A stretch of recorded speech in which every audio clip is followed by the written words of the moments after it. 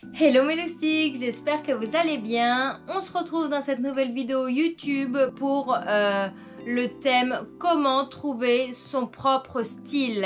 Et on voit ça tout de suite. Je ne sais pas si toi tu l'as trouvé.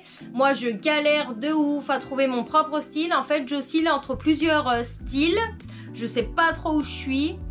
Parfois j'ai envie d'être chic, parfois j'ai envie d'être... tendance, parfois j'ai envie d'être girly, parfois j'ai envie d'être tout et n'importe quoi. Donc bref, cette vidéo va te servir pour trouver ton style. À savoir que ça peut prendre du temps et puis au fil des années, on grandit, nos situations changent, donc notre style évolue forcément. Donc voilà, c'est pas un style arrêté. D'ailleurs, pour les personnes qui ne me suivent pas encore sur Instagram, n'hésitez pas à me suivre. C'est Zélie Galliardo, tout comme la chaîne YouTube. Dans une première étape, analyser notre garde-robe et trier toutes nos pièces. Donc d'un côté, mettre les pièces qui nous plaisent et de l'autre, les pièces qui nous plaisent plus du tout, qui ne correspondent plus du tout à notre mindset, pour pouvoir ensuite passer à la deuxième étape. Avec les pièces qui nous plaisent, on va se prendre en photo tous les jours en partant au travail, en partant à l'école, en partant où vous voulez. Comme ça, au bout de 15 jours, un mois, on va pouvoir prendre un vrai recul sur notre style et pouvoir se dire « Ah tiens, là j'ai vraiment merdé, ce style c'était dégueulasse ». Ou alors, l'opposé, se dire « Waouh, ça me va trop bien, c'est vraiment trop beau, ça me met en valeur, je suis super caliente là-dedans. » Voilà, ça c'est l'étape numéro 2. Dans l'étape numéro 3, on va faire ce qu'on appelle un mood board. Je ne sais pas si vous savez ce que ça veut dire. Je ne le savais pas il y a plus de 5 minutes. Même si je le faisais instinctivement, mais j'ai appris que ça s'appelait comme ça.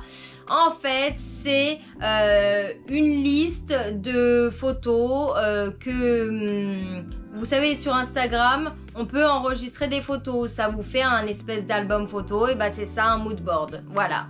C'est très simple. Il n'y a pas besoin d'avoir un bac+5 pour comprendre. Voilà, c'est ce qu'on appelle un mood board. Bref. On peut trouver l'inspiration dans plein de choses, dans des magazines. Personnellement, je la pioche beaucoup sur Instagram. D'autres vous diront sur Pinterest, mais moi c'est vraiment sur Instagram. J'enregistre les photos qui me plaisent dans un album mode, tout simplement.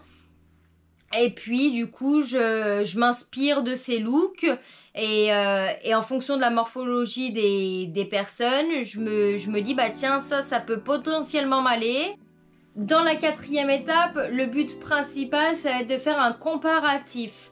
Donc de regarder justement ces mood boards et de se dire bah tiens, est-ce que finalement cet article ça pourrait aller à ma morphologie? Est-ce que ça pourrait aller à mon teint? Et aussi, est-ce que c'est vraiment adapté à la situation professionnelle dans laquelle je suis? Le cinquième point, c'est analyser les couleurs qui vont avec mon teint et avec ma couleur de cheveux. Donc pour ça, c'est exactement pareil. On va se regarder dans un miroir. On va prendre plusieurs couleurs qu'on a sur des hauts, des pulls. Et on va se les mettre juste à ce niveau-là. Et on va regarder si ça nous va. Par exemple, là j'ai un t-shirt blanc qui traîne dans mon lit. Hop, on ne sait pas ce qu'il fait là, mais il est là. Et là, on regarde comme ça. Et on se dit, est-ce que ça me va bien? Est-ce que ça met mon teint en valeur ou pas? Est-ce que ça me donne bonne mine? Et après, comme ça, on aura des idées de couleurs qui nous vont bien. Et d'autres aussi qui nous vont moins bien, donc à mettre plus de côté. Ensuite, on va placer le curseur sur ce qui est important pour nous dans notre style. Est-ce que c'est d'être confortable? Est-ce que c'est d'être sexy et de se faire remarquer? Ou est-ce que c'est d'être habillé dans une thématique particulière? Je sais pas, par exemple, cow-boy. Est-ce que c'est d'être classique ou est-ce que c'est d'être vraiment une fashionista à la pointe de la mode? Vraiment trouver ce curseur-là et après, on trouvera des pièces en fonction de tous ces éléments-là. Wouh! Dernière étape, mission shopping! On va lister toutes les pièces dont on a besoin pour éviter tout achat compulsif. Mesdames, messieurs, je suis la reine de l'achat compulsif. Dès que je rentre dans une boutique, je fais n'importe nawak. Je suis incontrôlable. Voilà, ma CB me déteste, mon placard me déteste, mon mec me déteste parce que je prends de la place partout. J'ai des habits jusqu'à même dans le salon. Donc voilà, faut vraiment vous éviter ça. On vient avec notre bloc-notes, notre crayon, on écrit ce dont on a besoin. C'est parti! Si j'ai pas de t-shirt noir ou de t-shirt blanc, je le note, j'en ai impérativement besoin.